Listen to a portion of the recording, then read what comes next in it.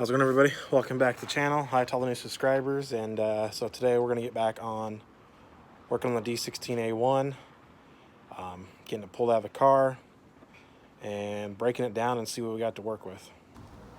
All right, so it's been a week or two. So I went ahead and readjusted the valves, got the compression to come back up enough to where I'm okay with what's going on. So currently I just have the intake off, so I can modify the intake manifold. So I'm just plugging up the ports so no more dirt gets in there. But so the plan is right now, ordered everything for like a poor man's rebuild. So what's gonna happen, to pull the engine out, put new rings, bearings, rods, or rod bearing, main bearings, rings, all new gaskets, have the head resurfaced, put a good clutch on it, and throw a turbo manifold on it and go to town. So I'm gonna go ahead and go over here to the manifold and show you guys what kind of we got going on. So with any typical manifold of this age, it's got carbon buildup in it. You can see it's just been sitting. Old hoses, brackets, fuel line stuff that I won't be using because I have AN stuff.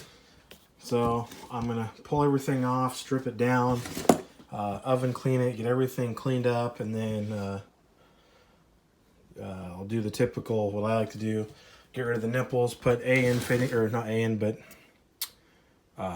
barb fittings in these so I can plug them off or use them. So I'm gonna go ahead and get into that. And I guess I haven't really updated much in the engine bay per se. So move this bag, and it's dirty, it's been sitting, but I did get it finished, painted. Got a little touch up to do, still got some more grommets I need to deal with once I get everything in. And I need to re-clean the engine bay because it's been sitting outside dusty. So that's where we're at with that. The engine bay is pretty much ready.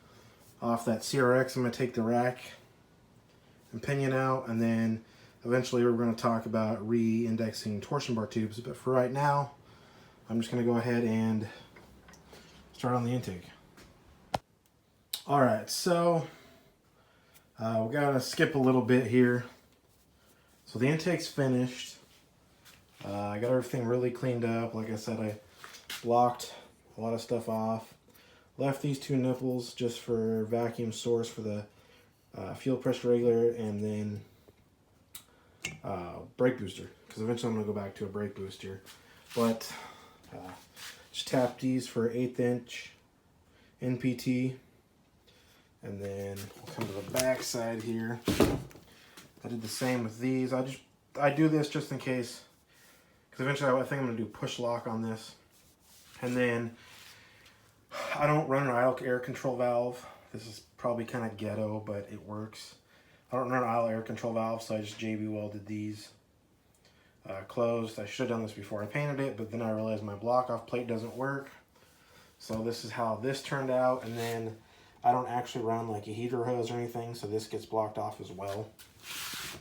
And unfortunately with this throttle body pattern, I can't run my S2000 throttle body because this is still ODB0.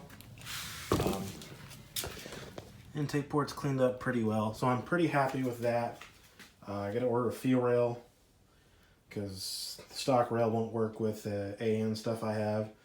But so now we'll move into some of the stuff I kind of skipped over, not necessarily, but just what I jumped into this weekend. So here we are with the engine. What's going on, everybody? Welcome back to the channel. So I guess you guys can see the D16a1 is out of the CRX.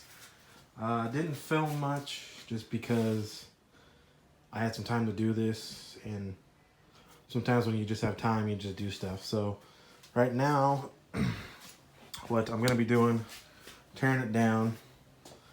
I'm going to just freshen it up, some new rods, rings, mains.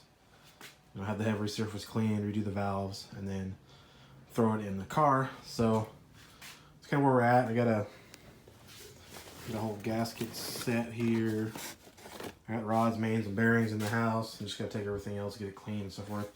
So I'm gonna go ahead and get the head and all that pulling off and show you. We'll see what we got going on the inside because I don't really know what it looks like past the cylinder head. So I'm gonna go ahead and turn into it.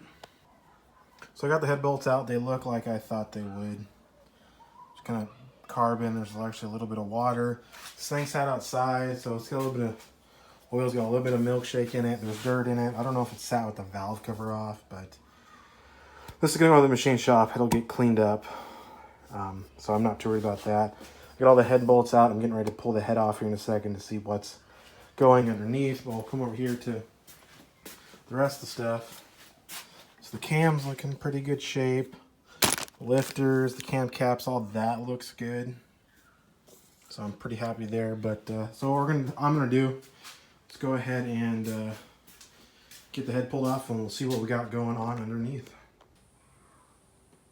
All right, so I got the block broken down. Pretty much everything else out of it. Actually, everything is out of it. So here we're looking at the bottom end. The bearings look pretty good. I don't know actually how many miles are on this, so nothing has any weird wear on it. The crank looks pretty good. And then, as you can see over here on the girdle, nothing really looks terribly worn. The bearings on the rods are kind of the same way. I know it's kind of hard to tell. I mean, even the pistons don't have a whole lot of wear. Those will clean up pretty easy. So at this point, I'm going to go ahead and start getting things cleaned up. Get the head off to the machine shop tomorrow, and hopefully here soon I'll have another video. But I'd like to say thanks for watching, and see you guys later.